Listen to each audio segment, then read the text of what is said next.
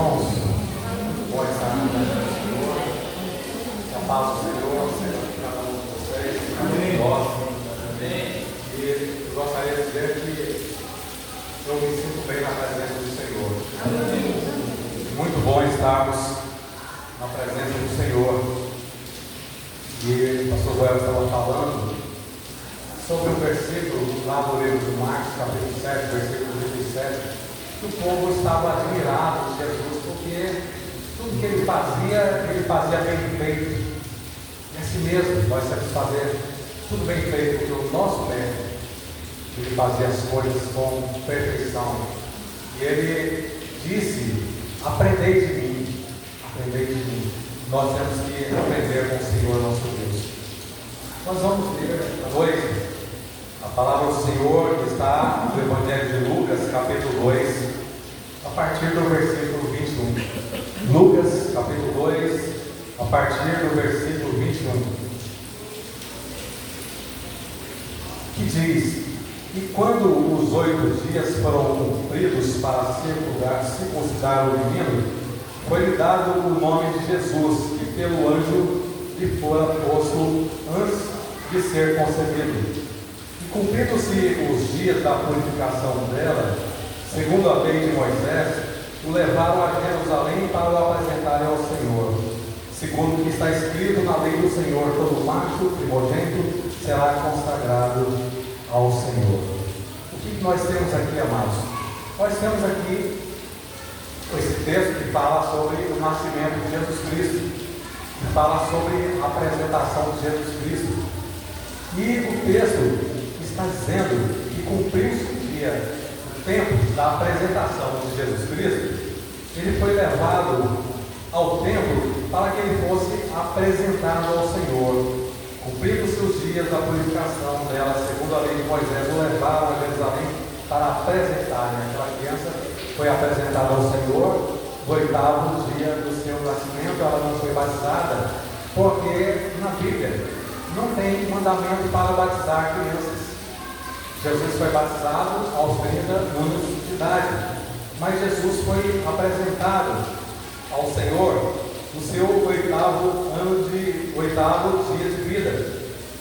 E a palavra do Senhor está dizendo, no versículo 24, e para darem a oferta segundo disposto na lei, um par de rolas ou de pombinhos.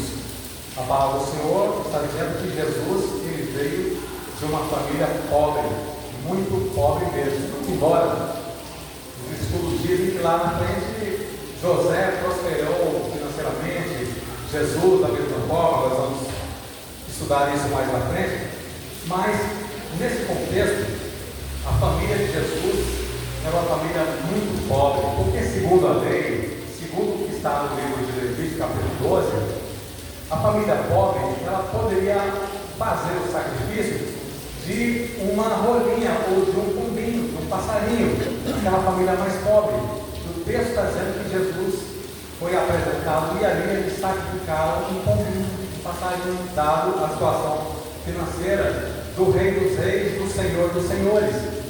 E nesse contexto aqui, irmãos, era esperado, o povo de Israel estava passando por uma situação de fragilidade muito grande. O povo de Israel eles eram dominados pelos romanos. Eles estavam numa situação de opressão muito grande, e toda a expectativa do povo de Israel é que surgisse ali um libertador. A expectativa deles é que surgisse ali um guerreiro para que pudesse libertá-los das garras de Roma e eles voltassem a ter a mesma glória, o mesmo poderio que eles tinham na época de Davi, na época de Salomão. E a palavra do Senhor está dizendo que está nascendo aqui, que nasceu um menino, uma criança muito pobre, de uma família muito pobre mesmo. Tanto que ninguém se apercebeu disso. Ninguém na nação de Israel não se apercebeu disso, porque eles esperavam um guerreiro, um capacete forte, uma couraça, botas, um homem valente mesmo, que pudesse lutar, que pudesse guerrear com os romanos. Mas aí nasce Jesus Cristo naquela situação difícil, nasce ali numa manjedoura, pobrezinho, como tem meninos, pobrezinho, nasceu Jesus numa manjedoura. E aqui está dizendo contando a história de um homem que é um homem desconhecido. Versículo 25: havia em Jerusalém um homem cujo nome era Simeão. E esse nome, olha os predicados desse homem. Esse homem, ele era justo e temente a Deus, esperando a consolação de Israel. O Espírito Santo estava sobre ele. Simeão é um homem completamente desconhecido. A história não narra os antecedentes dele. Tudo que se fala é que ele era justo, que ele era um homem temente a Deus e que ele estava esperando o Messias. Nós temos que olhar, nós temos que analisar, nós temos que falar aqui para aprendermos algo que a palavra do Senhor está nos ensinando através desse homem naquele momento difícil, enquanto todos estavam aguardando aí um libertador. E a palavra do Senhor está nos dizendo que ele, diferente daquelas pessoas, ele estava esperando o Consolador de Israel, ele estava esperando o Messias, ele estava esperando Jesus Cristo, porque aqui o texto nos disse que o nome foi dado de Jesus como o anjo havia dito. O anjo havia informado para Maria, antes da concepção, que esse menino que haveria de nascer, ele haveria de chamar Jesus. E ele conhecia a palavra do Senhor, ele estava esperando Jesus Cristo. E o texto vai dizer que fora revelado, versículo 26, e foi-lhe revelado pelo Espírito Santo que ele não morreria antes de ter visto o Cristo do Senhor. Ele é um homem idoso, um velho já, mas ele tinha a garantia de vida até que ele visse o Messias, até que ele visse Jesus Cristo, até que Jesus Cristo nascesse. Essa era a expectativa de Simeão, aquele homem completamente desconhecido. E na Bíblia, nos Evangelhos, não narra nada da história anterior dele. E aqui está Simeão esperando Jesus Cristo, certo de que dentro de pouco tempo ele haveria de morrer, na sua idade, mas ele estava naquela fé, naquela expectativa de que ele haveria de ver o Messias. Irmãos, qual é a nossa expectativa? Qual é a minha expectativa? Qual é a sua expectativa de vida? Qual é o seu projeto? Qual é o nosso projeto de vida? Você quer ficar milionário? Você quer um emprego muito bom? Isso é bom mesmo. Conseguir um emprego bom, conseguir uma vida tranquila aqui nessa terra. Mas a palavra do Senhor nos tem dado exemplo de pessoas que estão com seus olhos olhando para a eternidade. Como está lá no livro de Hebreus, capítulo 11, falando dos heróis da fé. E eles estavam olhando para uma pátria muito distante dessa pátria aqui. Eles abriram mão de tudo. Exemplo disso, Abraão estava lá na sua terra, lá na antiga Babilônia, enquanto o Senhor fala para ele, está lá em Gênesis capítulo 12, sai da tua terra, sai do meio da tua parentela. Irmãos, os historiadores dizem que a família de Abraão era uma família muito rica. Eles eram fabricantes de ídolos, lá naquela grande cidade, e era uma família muito próspera. E ele, sendo neto de Noé, com certeza, Noé comunicou para Abrão, depois chamado Abraão, comunicou para ele a palavra do Senhor, comunicou a verdade para ele, ensinou o temor para Abraão. E quando o Senhor falou para Abraão, ele tinha certeza de que era o Senhor que estava falando com ele. E ele deixou tudo para trás.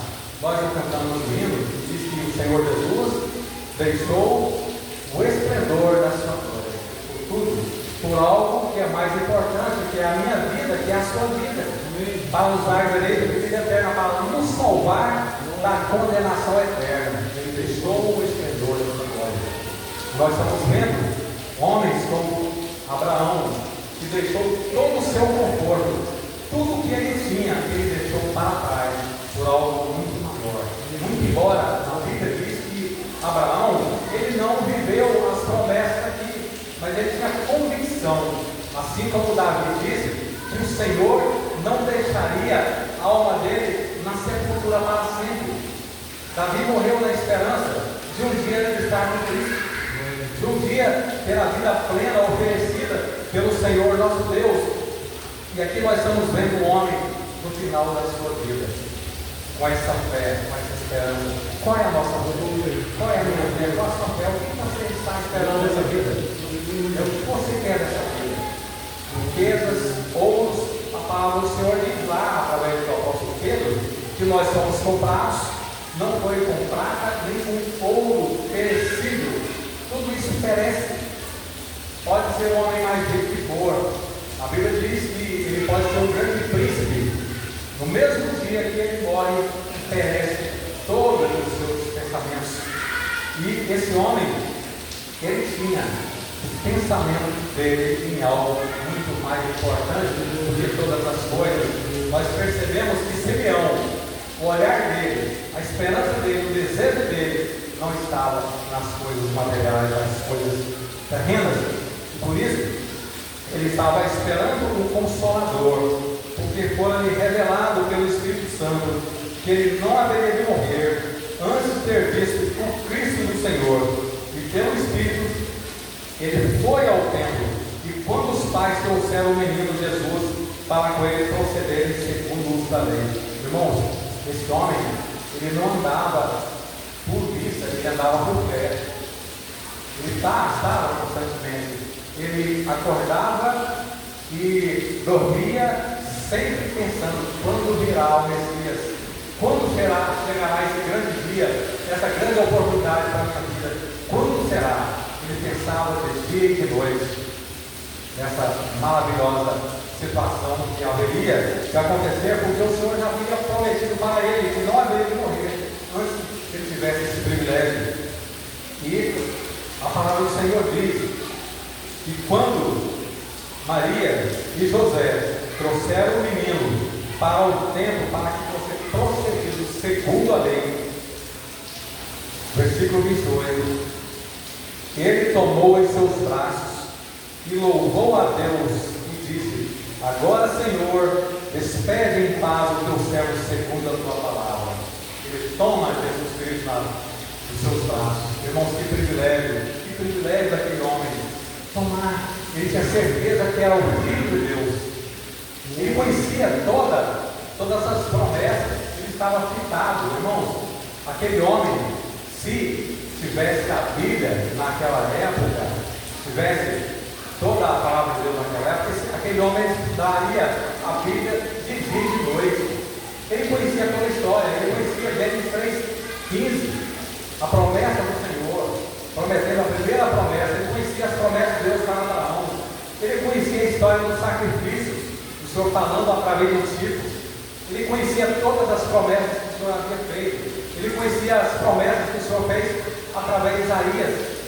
Uma dessas promessas, Isaías capítulo 9, que um menino nos nasceu, e um filho se nos deu, e um principado estava nas suas mãos. Ele era príncipe, ele era um menino, ele era uma criança, mas ele era um príncipe que as pessoas não puderam enxergar essas coisas. Ninguém enxergou essas coisas. Tanto que Jerusalém ficou completamente perturbada quando aqueles magos que vieram de tão longe, 2 anos depois do nascimento de Jesus Cristo, e foram através de uma mensagem. Eles foram para Belém para adorar a Jesus Cristo. Herodes e toda Jerusalém ficou completamente perturbada. Porque eles chegaram lá em Jerusalém e perguntaram: onde está aquele lugar onde é nascido, onde nasceu Jesus, aquele que é o rei dos judeus? O povo não tinha como rei. Herodes, ele havia mandado matar a sua mulher, mandou matar a sua nora, mandou matar seus filhos, tudo com medo de perder o poder. E agora ele ouve essa história: aonde está aquele que é nascido, aquele que será o rei dos judeus, aquele que vai tomar o meu lugar? Ele desesperou completamente, a ponto de, quando ele perceber que ele foi enganado, ele mandou matar todas as crianças daquela idade, 2 anos para trás, mandou matar todas, para que pudesse matar, e que de forma alguma o rei Jesus viesse sucedê-lo. E aqui aquele homem está com Jesus Cristo, andando no templo. Irmãos, vamos dar uma olhadinha a palavra do Senhor está dizendo aqui. Naquela época, o templo era tomado de corrupção. Os fariseus, os sacerdotes, os judaizantes, era uma corrupção total. O sacerdócio era comprado. Era comprado o cargo de sumo sacerdote, era comprado a peso de ouro. Jesus, 30 anos depois, ele vai fazer 2 purificações no templo, por causa da corrupção que existia no templo. Toda sorte de corrupção tinha no templo. Mas aí, a palavra do Senhor está dizendo que pelo Espírito ele foi ao templo. Hoje, nós ouvimos dizer que muitas pessoas se colocam numa posição de desigrejar. Eu não vou à igreja por causa da corrupção de pastores, por causa do pecado de pastores. Olha, os pecados que existem hoje realmente existem, mas é uma insignificância em relação ao que existia naquela época. Hoje tem leis. Pastor bobeou, ele vai para a cadeia. Naquela época não. Os sacerdotes, os sumos sacerdotes, eles eram donos da pessoa. O povo de Israel, os judeus, estavam completamente subjugados pela casta imunda sacerdotal. E aqui, a palavra está dizendo que pelo Espírito do Senhor, Simeão, ele foi ao templo. Porque Jesus, ele foi apresentado ali naquele templo ali cheio de corrupção. E aquele templo ali, Jesus falou: não passais da casa do meu pai, porque a casa do meu pai, casa de negócio. Jesus falou: onde tiver 2 ou 3 reunidos no meu nome, ali eu estarei. Jesus está aqui, aqui é a casa do Senhor. Irmãos, esse homem teve essa alegria, esse privilégio de tomar nos braços, porque ele estava esperando. Ele teve fé, essa é a expectativa dele, de ver. Ele não somente viu, mas ele tomou nos braços o Redentor, o Salvador, aquele que é o Rei dos Reis, aquele que é o Senhor dos Senhores. E agora ele diz no capítulo, versículo 29: agora, Senhor, despede em paz o teu servo segundo a tua palavra. Despede em paz. Eu não quero mais nada dessa vida. Eu não tenho, como o salmista Davi diz, eu não tenho bem nenhum maior do que a ti, Senhor. Despede em paz. Acabou, Senhor. Não tem nada. Leva o seu servo em paz, pois já os meus olhos viram a tua salvação. Ele queria ver a salvação, aquele que era a consolação, era o Consolador, aquele que era a salvação para o povo de Israel. Eu já vi, Senhor. Eu creio que um dia eu vou receber a coroa da vida eterna. Pode me despedir, porque não me interessa mais essa vida. Porque isso aconteceu, porque a profecia se cumpriu, porque o menino nos nasceu 700 anos atrás. Isaías professor, e agora está cumprindo, esse menino nasceu. E agora aquele homem, ele diz para o Senhor: despede em paz, porque os meus olhos viram a salvação. Irmãos, nós vivemos num contexto muito difícil, falando em todos os sentidos que nós podemos analisar, desde a questão espiritual nas igrejas evangélicas. Nas igrejas evangélicas, nós temos que realmente ter cuidado, domínio, as coisas erradas, as coisas contra a palavra de Deus. Mas nem por isso nós temos o direito de dizer: aquela casa ali é uma Babilônia, aquela casa ali é uma casa de prostituição, aquela casa ali é uma casa de impiedade. O Senhor Jesus disse que ali é a casa do Senhor. O nosso país está envolto em corrupções, em todos os partidos políticos, em todas as áreas da corrupção como conta, principalmente de povos evangélicos. Mas o que a palavra do Senhor está dizendo aqui, através do Espírito Santo, é que Jesus foi levado naquele tempo. Nós temos que ir ao tempo do Senhor. Na Hebreus diz que não deixamos de congregar. Nós não podemos deixar de congregar, porque quando nós deixamos de congregar, o nosso pecado é maior. Temos que congregar sim. E Jesus foi ao templo. Simeão foi conduzido pelo Espírito ao templo, porque ali, irmãos, quando nós estamos na casa do Senhor, o Senhor está conosco, Ele alimenta a nossa alma. Quando nós estamos aqui cantando, esses hinos tão maravilhosos, o Senhor está falando conosco. Quem está falando com você, através desses hinos, não são essas pessoas que estão sendo usadas por Deus, não são essas pessoas que chegam aqui às 4 horas da tarde e que estão ensaiando, que ensaiam nas suas casas para chegar aqui e apresentar o melhor. E são instrumentos. E há situações de instrumentos que é como aquela mula de Balaão, não tem nada a ver, é como Balaão que profetizou. Uma das profecias mais lindas que tem sobre a vida de Jesus Cristo, quem profetizou foi aquele falso profeta Balaão. Então nós não podemos olhar para a vida das pessoas, nós temos que olhar para a palavra de Deus, olhar para o autor e consumador da nossa fé. Então, irmãos, nós temos que congregar. A palavra do Senhor continua falando ainda, no versículo 35, Simeão falando para Maria e José, e uma espada, voltando no versículo 34, e Simeão os abençoou Maria e abençoou José. E disse a Maria, sua mãe: eis que esse é posto para aquela elevação de muitos em Israel, e para sinal que é contrariado. Este é colocado, Jesus foi colocado como bênção para muitos, para abençoar alguns, mas para muitos ele foi colocado como pedra de tropeço. Quando nós olhamos lá no livro de Daniel, capítulo 2, aquele sonho de Nabucodonosor, que fala daquela estátua, fala da cabeça do ouro, feito de prata, o ventre de bronze, as pernas de ferro, os pés misturados com barro. E ali está dizendo que nos dias vão fundar esses reinos, aqueles reinos, aquela sequência de reinos que terminou ali com o nascimento de Jesus Cristo, a morte de Jesus Cristo, que o Senhor se estaria um reino ali, representado através de uma pedra. E aquela pedra, ela seria cortada, seria removida, não, ela seria removida sem mãos humanas.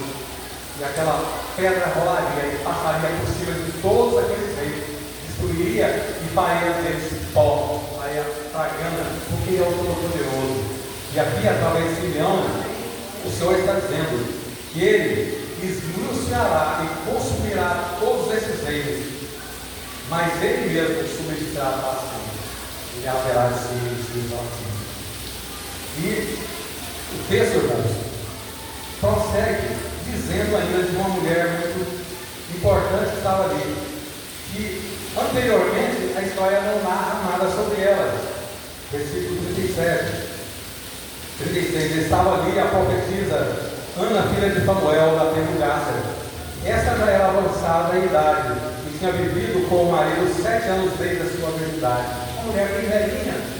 Já pensou, uma mulher de 84 anos, que já estava viúva há muito tempo, estava ali no tempo. O que aquela mulher estava fazendo no tempo? Estava adorando, louvando, orando, buscando, servindo. Ela amava a casa do Senhor. Será que Simeão e Ana não conhecia a corrupção que existia? Será que eles eram cegos? Será que eles eram surdos? Será que eles não enxergavam a bagunceira, sabe, a podridão que estava ali no meio do povo ali? Mas eles estavam ali louvando, adorando o Senhor. E a Bíblia está dizendo que era viúva de quase 84 anos, que não se afastava do tempo, servindo a Deus em Jesus e orações de noite e dia.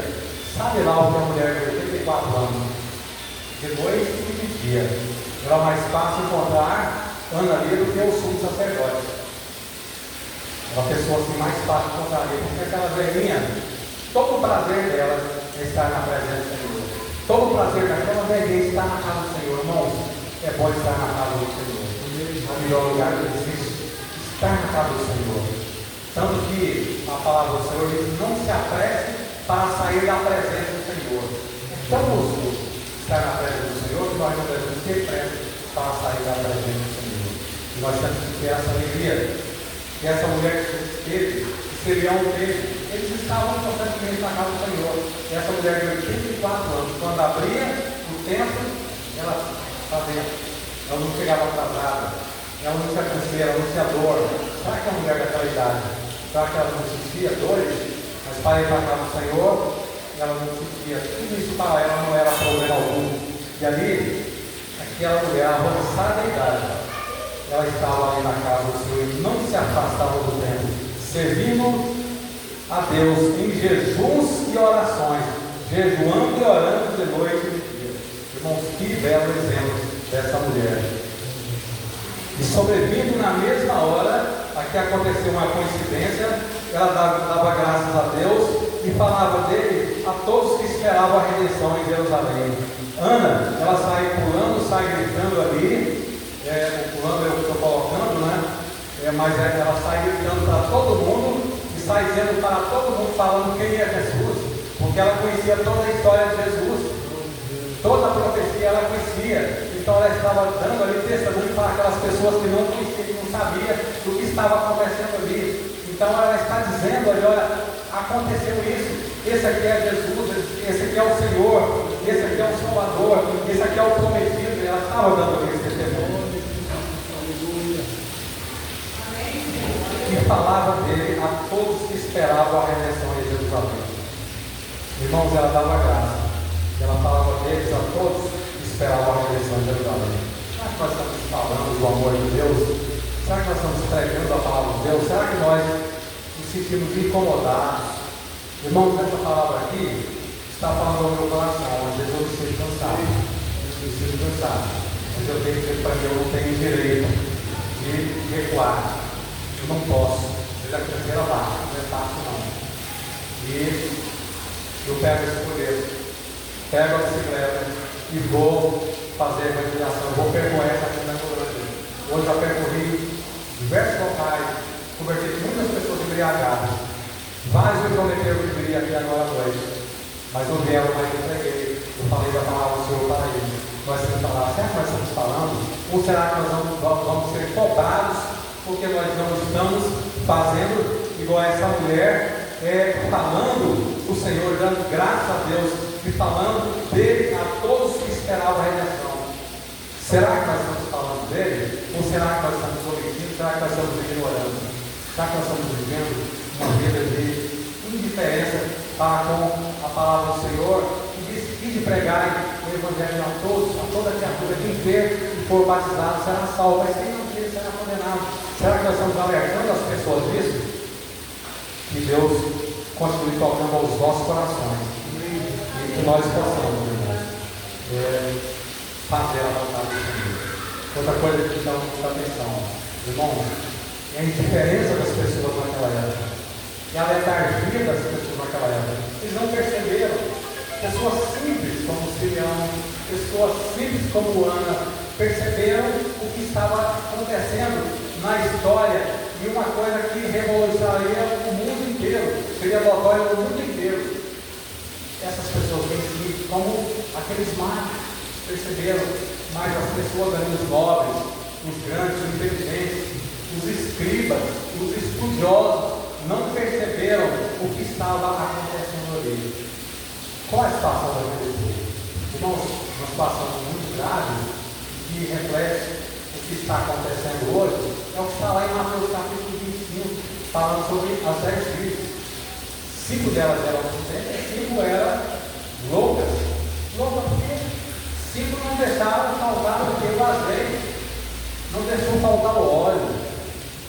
Mas 5 estavam ali, não é assim não. Eles vêm, mas não é agora não. E não é desse jeito também não, não é assim, não é dessa forma também não. E a palavra do Senhor diz que eis que a meia-noite o nome de Jesus voltará. E a Bíblia diz que ele vai voltar no momento em que as pessoas estão casando, estão dando em casamento, estão se enriquecendo, estão viajando, passeando, e com certeza muitos aviões cairão por terra, muitos carros tocarão. Vai acontecer, Jesus virá. Nós temos que abrir os nossos olhos, nós temos que esperar. Como esperou Simeão, como esperou Ana, estavam ali esperando. Estavam ali na encruzilhada, esperando ali. Estavam quase morrendo, mas estavam esperando. Deus tem misericórdia de mim. Deus tem misericórdia de você. Deus tem misericórdia de nós. E que nós possamos estar prontos, esperando quando Jesus vier. Que Deus nos abençoe.